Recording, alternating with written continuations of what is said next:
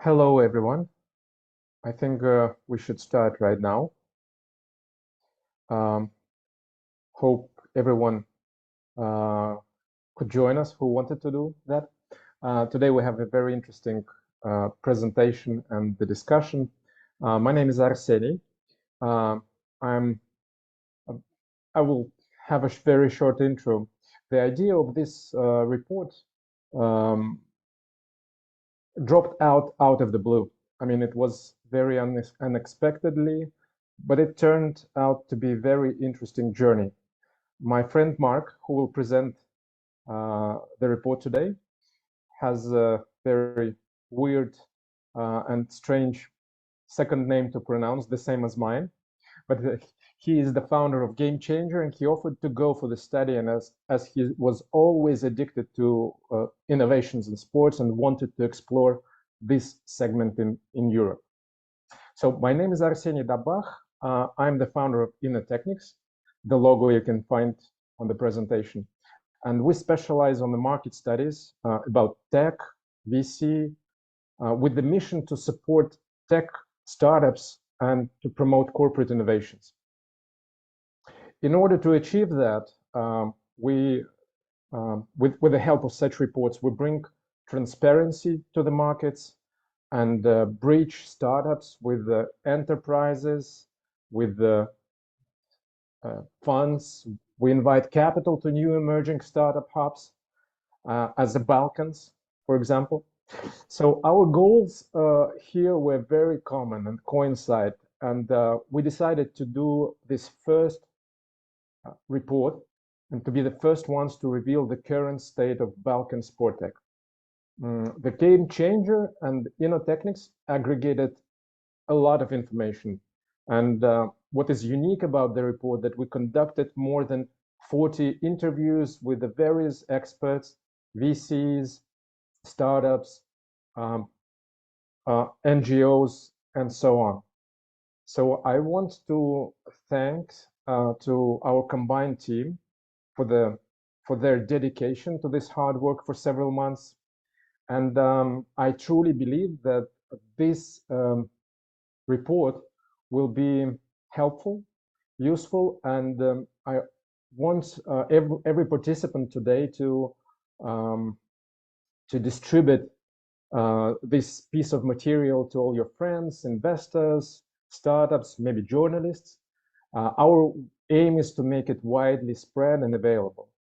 I want to announce that this presentation will be recorded and it will be available afterwards.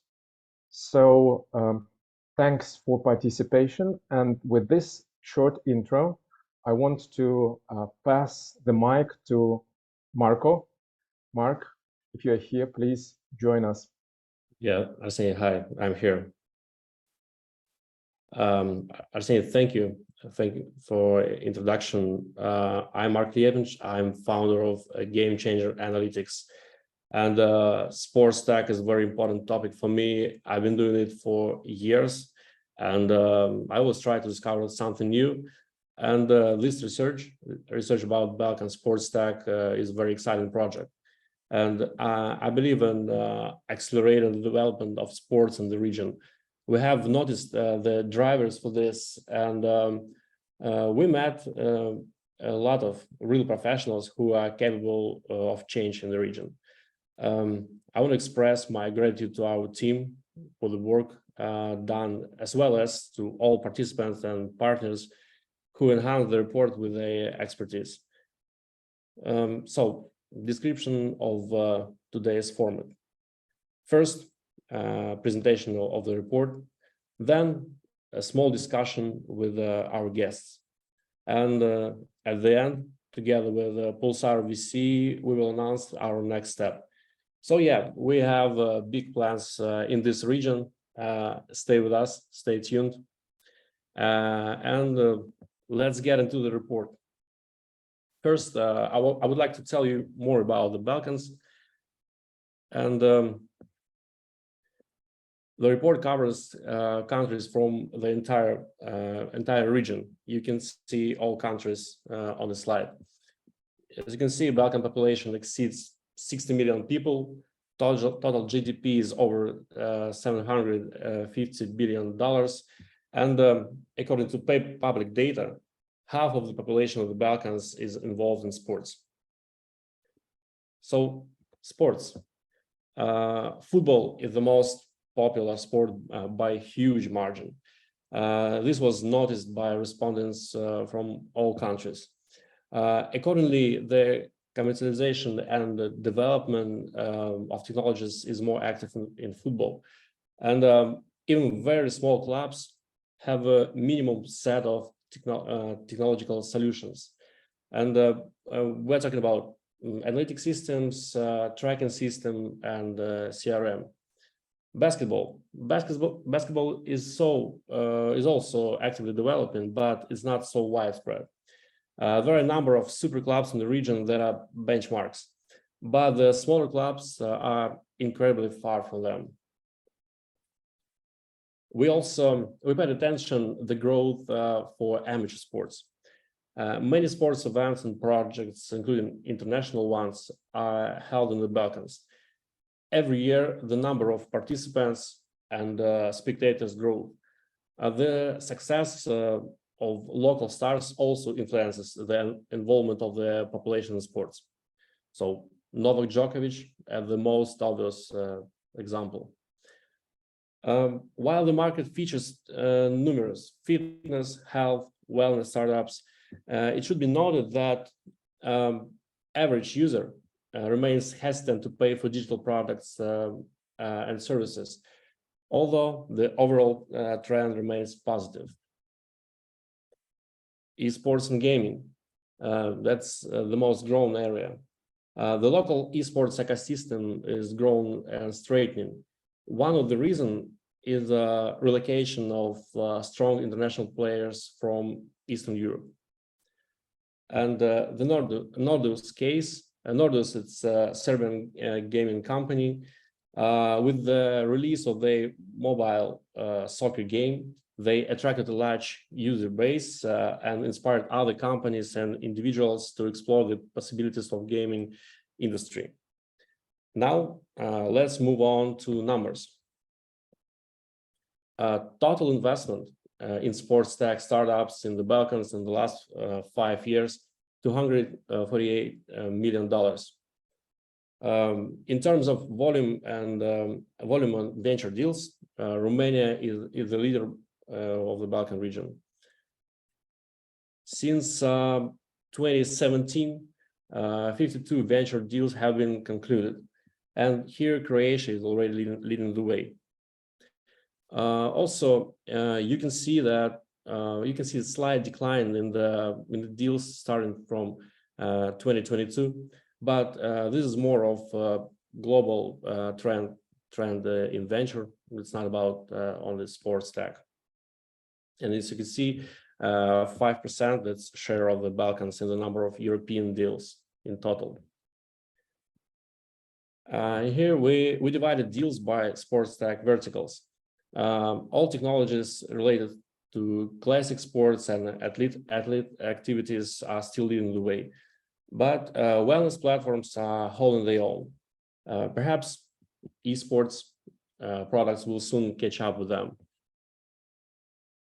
Here you can see top 3 venture deals in the region. First one, Romanian betting company Superbet. It's definitely outlier, and they closed $186 million mega deal. Next comes the FitTech platform Fitbit with $25 million, and then fan engagement app Sportnin with $5.5 million. What is interesting, one of the investors in this deal was Luka Modric, Croatian football player. You can see our sports tech market map. In total, there are 288 startups, sports tech startups in the Balkans, and investor startups are grouped on our market map. Here you can see the most active investors. You can see Rouge Capital, Seedblink, and Vitosha Venture Partners. most of the investors are based in the Balkans, with some deals involving large global funds. The most active investor is Rouge Capital from Croatia with 10 deals. Today, I will have the opportunity to ask them a couple of questions. This slide about top 5 M&A deals worth $1.5 billion. You can see 2 biggest deals, Super Sport from Croatia and Nordo's gaming company. About trends. In general, we see the same trends around the world. Global sports tech is on the move to improve fan experience, more AI in sports, and continue to invest in active devices. The Balkans have their own sub-trends. That's betting, esports, and gaming. Now let's talk about weaknesses and strengths. Or strengths and weaknesses for the development of the Balkan sports tech. We found, of course, weak points. It's like outdated infrastructure, lack of smart money in sports, dependence of government budget, leisurely mindset.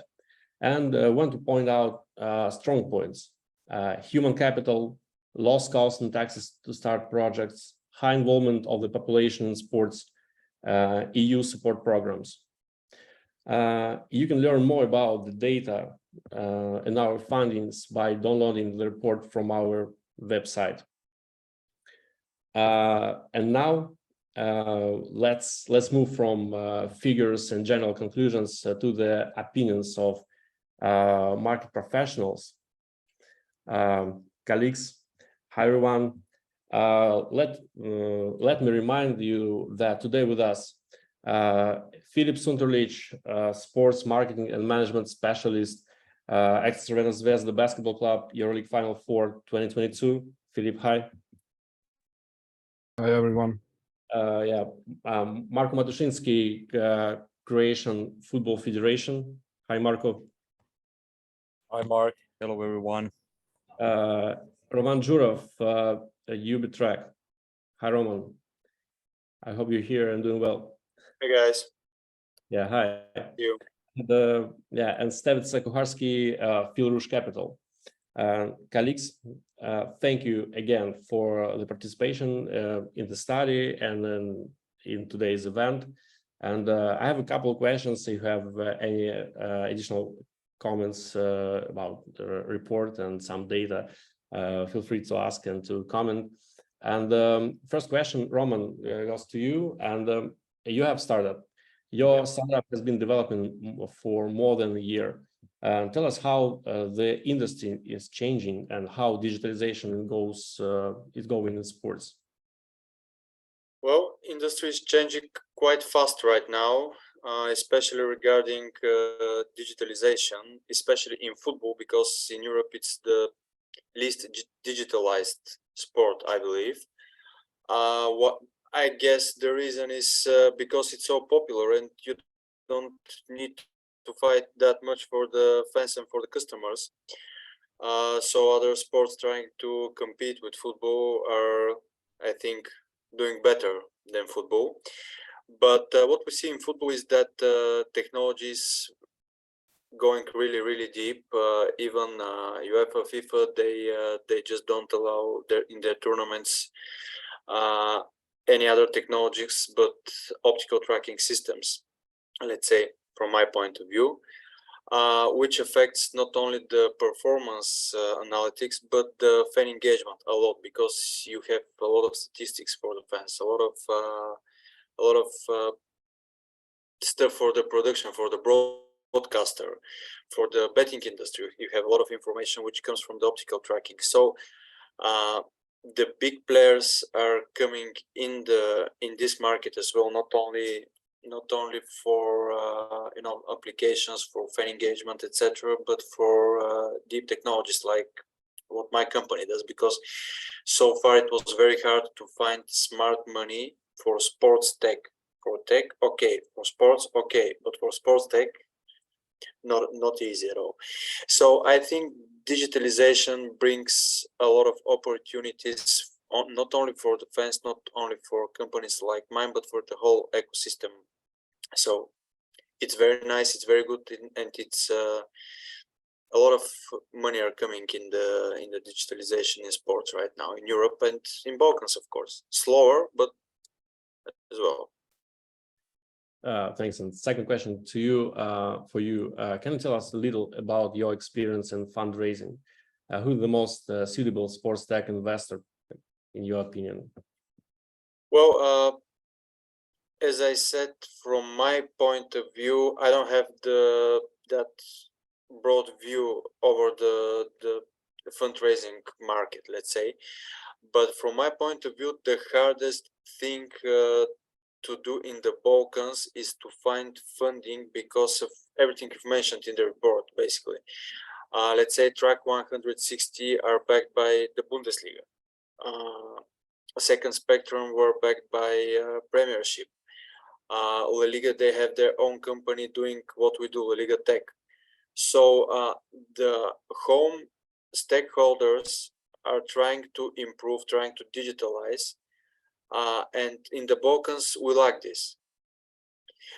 So this is maybe the biggest problem in the fundraising process, to make someone believe that actually you have a good idea that is going to be applied in sports, because as you have it in the report, all the weaknesses. First, we have outdated infrastructure. We depend a lot on the government budgets. And of course, the leisurely mindset you've mentioned. So investors are not that keen on investing in the Balkans in sport tech, while money that comes from the Balkans and from the European Union are now coming into sports tech. So I guess they're going to be much easier in the upcoming years. But for now, my experience is it's much easier to go into an accelerator program, take some pizza money and try to do some stuff, or go for EU funding, which is slow, especially in Bulgaria. I mean, the Balkans, I guess, everywhere, but it's very slow to acquire this kind of funding. So it's very hard for startups to do it to succeed. Yeah, thank you. And I'll talk with Stevica. Rouge Capital is the most active, we can say, the most active sports tech investor in the region. You have invested in 10 companies in the last 5 years. You've invested in esports, card collecting, and wellness. Do you have any special focus in this niche? And can you just tell more about your fund strategy, like every check, and how to find you? Because I think a lot of sports tech startups will use in communication with find like you. Thank you, Mark, for the intro. Well, it seems that we are the most active sports investor. We didn't intend to be, but that said, we are the most active investor in the whole region. In the past 5 years, we have invested in more than 150 companies from this region and from all over the Europe, from US, basically from all over the world. Part of the money that we handle is public money, and it comes through EIF, European Investment Fund, through European projects. And this is basically the reason why the companies need to open a subsidiary here in Croatia. Now, to get to your question, do we have some special focus when it comes to sports or any other business opportunity? I would have to say no. Because what we do is we run Accelerator program, basically twice a year, where we invest 50 to 100K per team. And we have a full venture capital arm with this, where we invest up to 1.5 million euros per company per round. Majority of those 150 investments, roughly 100 of them came from the accelerator stage, and the rest received the investment of 200K to 1.5. And to address the topic Roman picked up, yes, it is not easy to raise money. It is not easy to raise grants. and especially in sports, because all teams need to pursue a good business opportunity if they want to be supported by investors like us, like venture capital. If there is no good business opportunity, there will be no business and there will be no any kind of investment. And this is the first thing that teams and founders have to have in mind and to move towards there. How do we source teams? I'm personally present on lots of events, either online like this one, either in person from Slovenia to Bulgaria to Albania, for Serbia, and you can contact us on LinkedIn or on the website. Even if we are not fit with a team to invest into, we try to help them. And I'll give you, I can give examples about teams that are fundraising too much money for their stage. Then we try to guide them and help them. Okay, guys, try to look for not for $500,000 or 800K on this round. You really need 100K or 150,000 euros. And this is the way how to do it, because all our region, we can call it Balkan region, is not so developed in financial terms, especially when it comes with real VC money. And this is why we need to nurture the whole ecosystem, including sports startups, how to work in this. And this is not something that we will be doing for the next 2, 3, or 4 years. I've been doing this before I've joined Rouge Capital since 2012. I've been an entrepreneur since 2003. It's a marathon. It's not a sprint. So can you tell us more about sports tech projects that you invest in? The most interesting, maybe, cases. Yeah. Let me focus on 2 of them. The first one is Sports Tribal, and these guys are really great ones. They say that their first free ad-supported streaming TV service for sports. But basically what they do, it's a streaming platform for sports that are not present on major channels. To show you plastically how this could work, imagine a sport where frogs could jump the farthest. If that sport would exist, Sports Tribal would be streaming it. And this is basically helping small soccer leagues and small sports that cannot get to the media to be present all over the world. The second one I'd like to point on is called Talentive, and it's basically a system presented through mobile application that discovers and measures the value of sporting talent in a really simple and innovative way. So what they do, they calculate a basic talent index, something that they're working on, and that's a measurable value of talent. And the basis of this, they rank young sportsmen and present them to coaches, to scouts, to the market in general. Oh, Stefan, thank you a lot. Filip, I have a question for you. I know you have been in sports for a long time. You played, you led big teams, big projects, and what technologies are used in sports now, and how to evaluate the impact according to your experience? Well, thank you for calling me and to participate in this session and this conversation, because I think that it's crucial that we can have from the different kind of part of the Serbia and the region, Serbia region and Europe, to have different opinions and more experience to share between us, because I think that is the beginning of nothing in this region, because we are not here, used to it to share our experience and to get the knowledge from outside. So I think that the first thing is a good initiative from your side, and thank you in my name that that you organize and you have will to organize this kind of conversation, because it's much useful, and I think that in the future, if you continue with this, it can be just more wide and better and useful for all of us inside, because we don't have opportunity to listen people who know something from the field, and especially the smart and capable ones who did so many different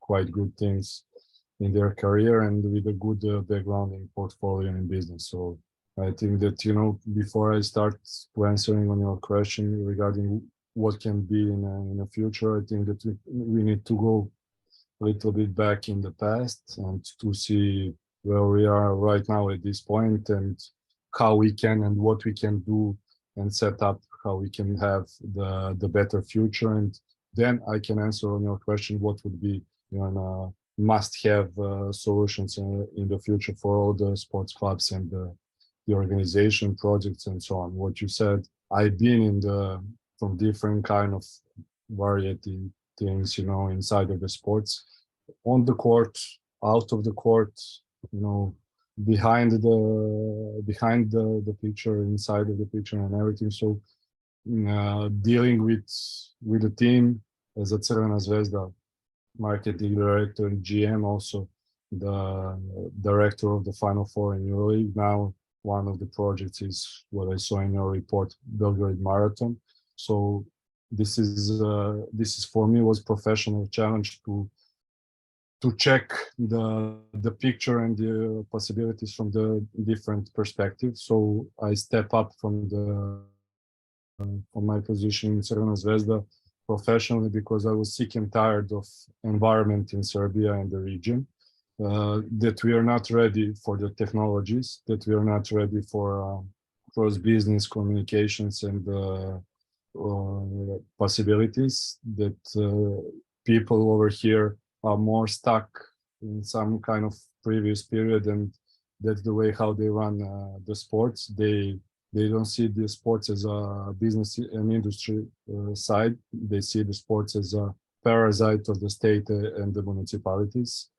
The lack of enthusiasm and the will of the employees inside of each sports organization in the club in this region is because they used to it on that kind of situation where that exactly first of in the month or after a while you would get some sources and the finance push from the side of the state and the municipality. So that's the question and the problem number one. To develop the sports as a business industry over here in the region, you need to cut all these financial channels from the previous time, what is already existing right now, and that is that the most of the club organization is financed from the side of the states and the municipalities. So they have 20 up to 40% of their revenues collecting from the parallel things, and they make their own money in a maximum 40%. I know, because that was one side of the story in Crvena Zvezda where we set up the model to have self-financed an independent ecosystem created, that we have our autonomy in making decisions, not to be connected with the state. Until 2020, until Corona time, we were going on that direction, and then it was a big gap between the projected budget and success.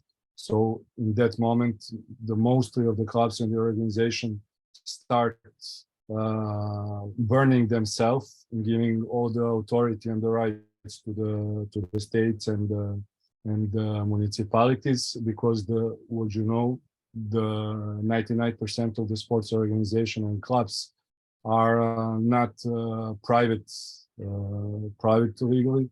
They are state or some society sports society, or they've been organized and registered like that. So until we cut these bonds, cut these connections with the state and municipality, until then we cannot move on the next, and that is the future and technology topics, because with this kind of strategy and the setup of organization, the structure of the organization, you create bad habits for your employees, and most of them, they're used to it, to have easy life, not fighting for each euro what they make. Until then, we need to find a way how we can create our own ecosystem, and to motivate the funds and all of external partners who see the opportunity to invest in the regional sport, to see that there's a one part, at least 10%, that can be useful in terms of normal business solutions, not to be, tie connected with the things what I said before. So that is close the shortest review on the where we are right now. But where we can go, beside that, it depends of it. I'm also totally sure that we have so talent in this region. We've been good in different sports on the court. We have in the past very capable and visionary persons who've been running sports in front, and we in one moment stop going in future in front of situation what's going on with the local terms, and with what locally is going on over here. So we have talented people. We have in the human resources something what it need to be. It must, and it can be very good for any kind of owner or president, or I don't know, the organization funds and everything, who can run the businesses over here. It's just the biggest issue how we can set up this legacy what we have on a good and bad way, what I said before. So your question is in which part we can go. I am sure that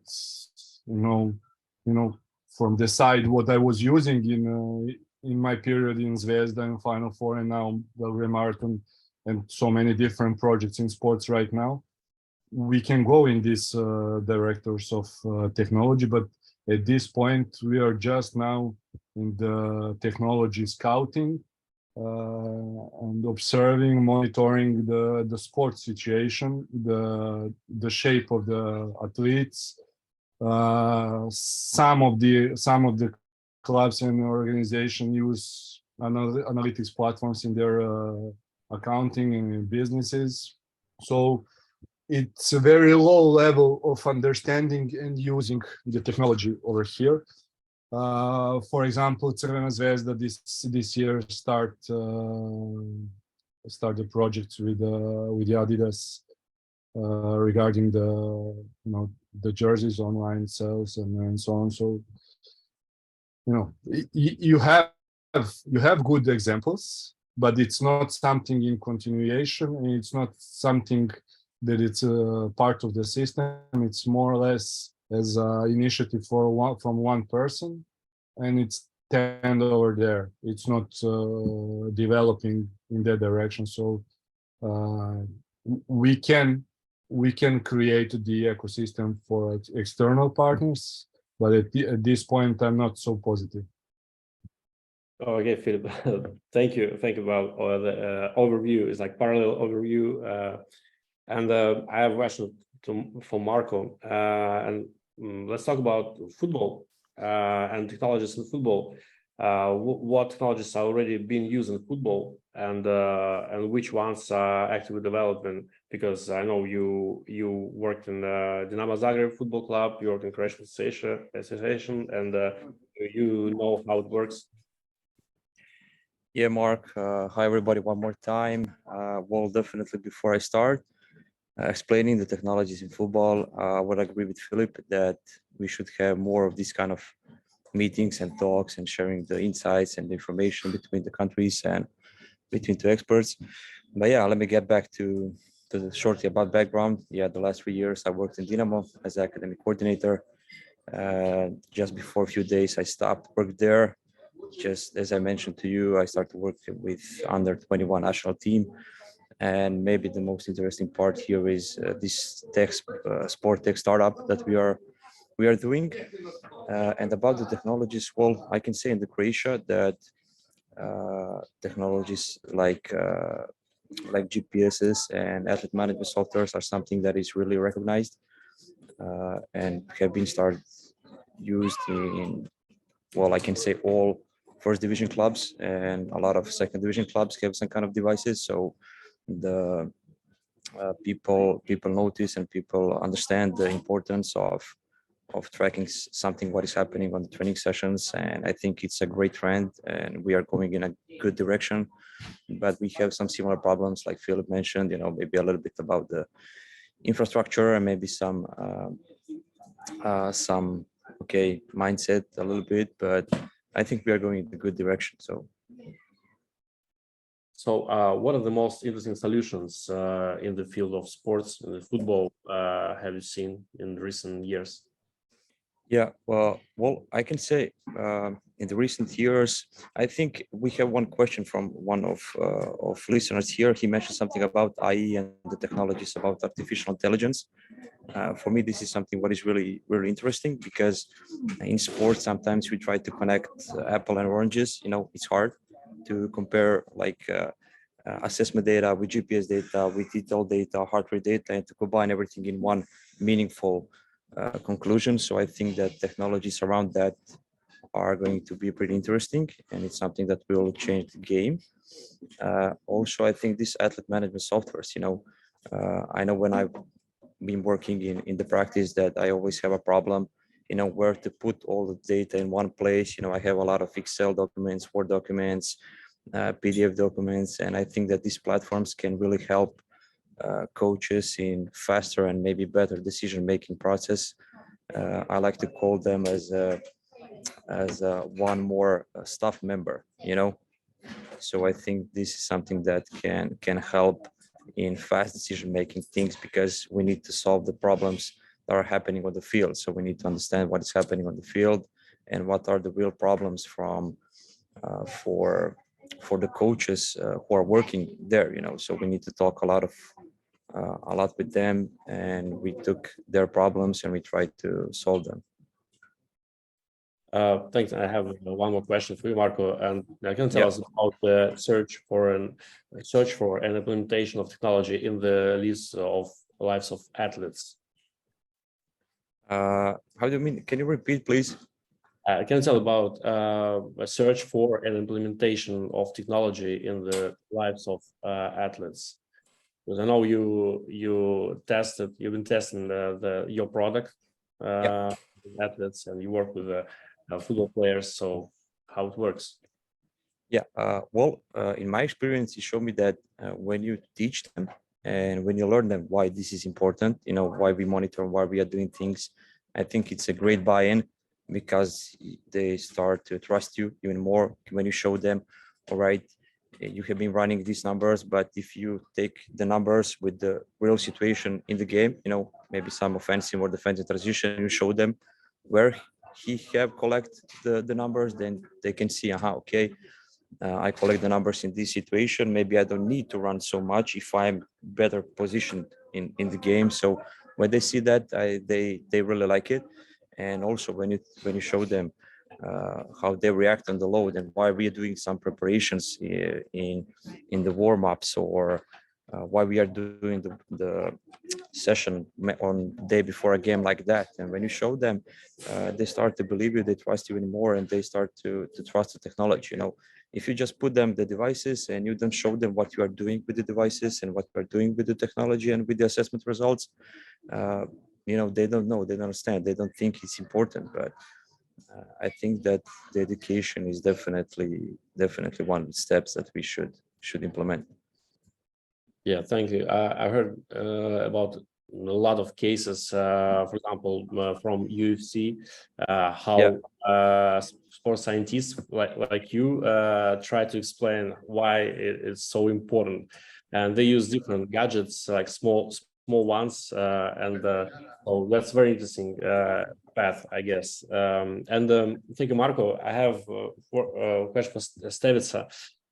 We talk about some infrastructure, it's outdated, some about mindset, but what I want to ask you as a venture capitalist, what features and limitations of the Balkan market can you point out? Well, it's a very complex question, and I have to go back 20-25 years in time to describe it. So 25 years ago, technology was supporting normal businesses, and technology was not that much supporting sports. 10 years ago, technology kind of became business by itself, and we have lots of companies working as outsourcing agencies for either Western Europe, either US, earning money that way. In this decade, we can for sure see companies working on products, and that product is tech itself. So in that perspective, finally, we are catching up to be on a good track as a more developed world concerning the tech, and that was the biggest obstacle for this region in technological, but in a financial and business aspect as well. Today, we need to understand that technology and in this perspective, sports can be business by itself. And you might say that access to money is an obstacle, is a problem, but we all need to know that there is a lot of money on the market for really good products, for really good visions, for good future in that perspective. And now we come to the problems, and that's not that many founders are ready for that kind of future, for that kind of business, and in the end for VC-backed business. Things are changing slowly, for sure. Most of these problems will be over in 10 years or so, but we're going to have new problems then, of course. It's just evolution of Balkans as a business region, and we have to take it slowly, steadily, and move forward. Thank you. And I have a question for Roman, and one of them is from our chat. I want you to answer by voice.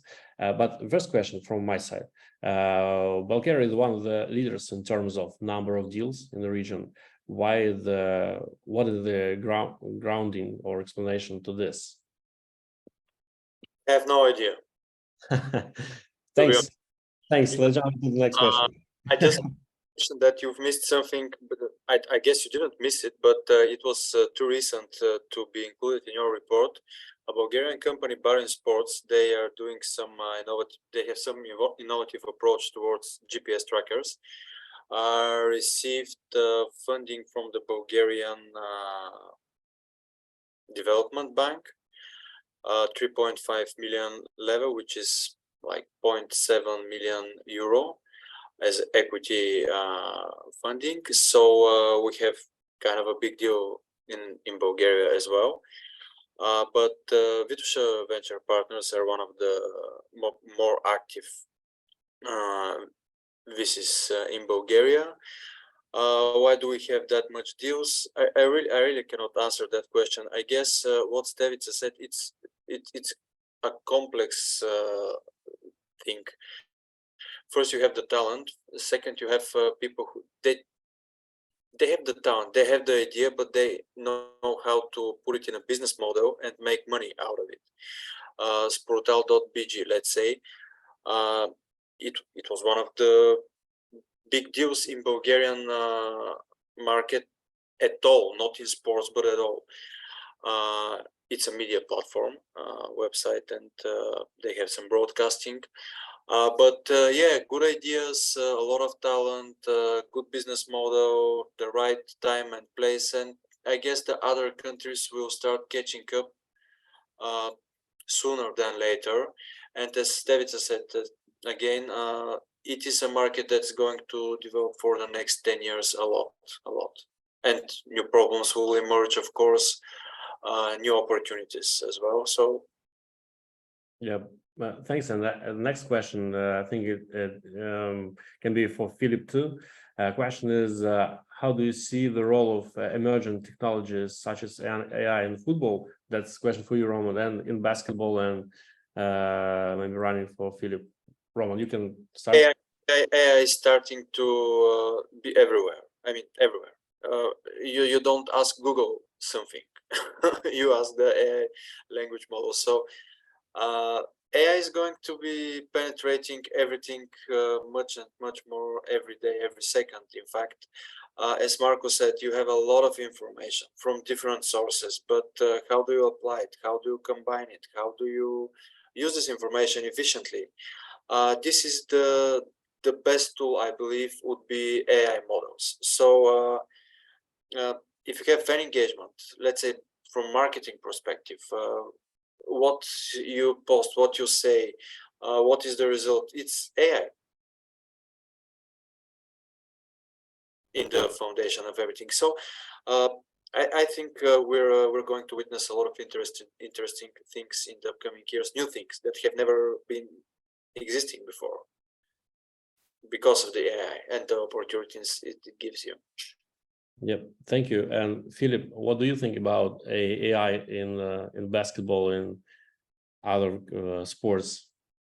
Yeah, the AI can be, the main answer on the first question in total, because this is the, one of the direction I see that everything would be developed. What Roman said, it's already it's already active. So this is the way and tool how we can, live tomorrow, and to have everything, all data in one place, to control the processes on the way how we can, perceive and project how the future can go, make it more easy our lives, create a better platform for collecting more revenues, engaging more people on our games, on our projects, everything with the aim and the goal to attract as much as it possible external partners, funds, and foundations that they can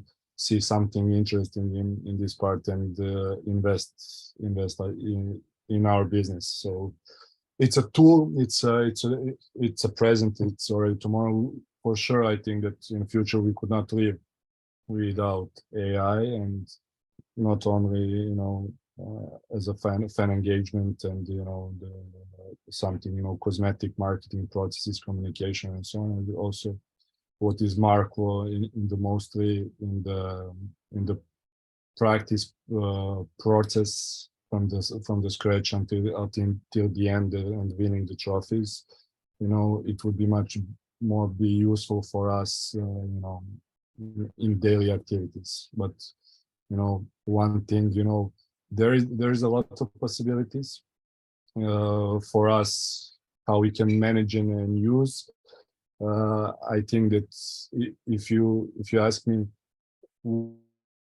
what can bother us, it's that generation what is going out a little bit. Marko, from the field can go with that also, probably because he's in that part. With the old generation coaches, when you come and you go with them with some new technology advices, softwares, and something what can make their practicing and daily things much easier. They're watching you like a cow.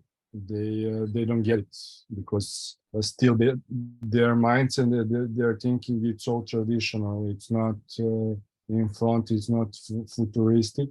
So you need to find the words to simplify the explanation, how they can as much as is possible, understand in the short terms, so simple what that software or what that technology can give them, and what maximum can get from this.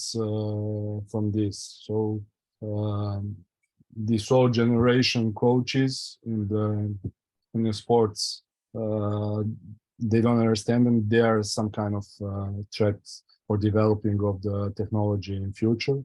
So I have so many examples.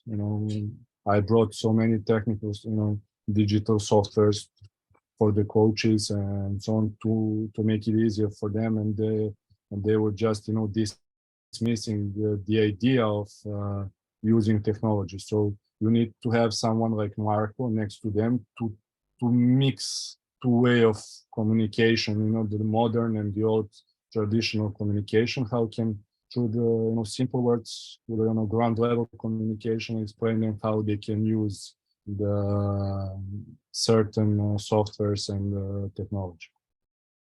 Thank you. I want to thank you all, Filip, Marko, Roman, and Stevica. Thank you for your time.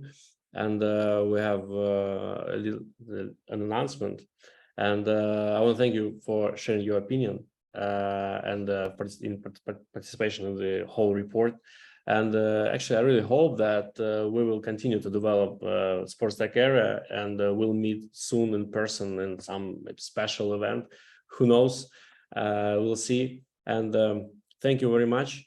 And I'll go next. I want to say a few more words. In our view, from my perspective, the Balkan SportsTech market is currently in its early stages, but will grow significantly in the near future.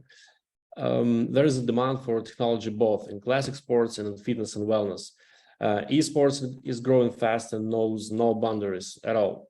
Projects created in the Balkans are successfully developing on the world market. And despite problems such as outdated infrastructure and others, the sports industry in the Balkans showed great potential due to the rich human capital of the region and the active participation of its population in sports. And now it's time for announcement. Together with the Pulsar Venture Company, we are announcing the launch of the first SportsTech Accelerator in the Balkans. We want to bring together all market participants, sports organizations, startups, corporations, investors. We plan to select the most ambitious projects in the region, share experience and network with them for scaling for new markets. We believe in the potential of this market and are ready to invest in the best projects and best startups. So if you're a startup and already have a product in the field of sports, wellness, and esports, fill out the form on our website. And if you're an investor and want to join our deals, please contact me. And we're always open to new partnerships. If you're a startup and need expertise in industry, some network maybe, or maybe your startup seeking access to our database, or you're a participant in the Balkan sports and technology market with some collaboration ideas, or maybe you just notice any inaccuracies in the report, please contact us. And I think everyone who joined today, I want to thank everyone who joined today, our meeting, our event, all spectators, of course, our experts, partners, and of course, all my team. Thank Arseniy, and I wish you all good evening. Stay tuned, and thank you all. Bye. Thank you, colleagues. I wish you a great evening. Bye. Bye, everyone. Thank you, Mark. Congratulations. Thank you very much. Bye, everyone. Thank you. Bye. Bye.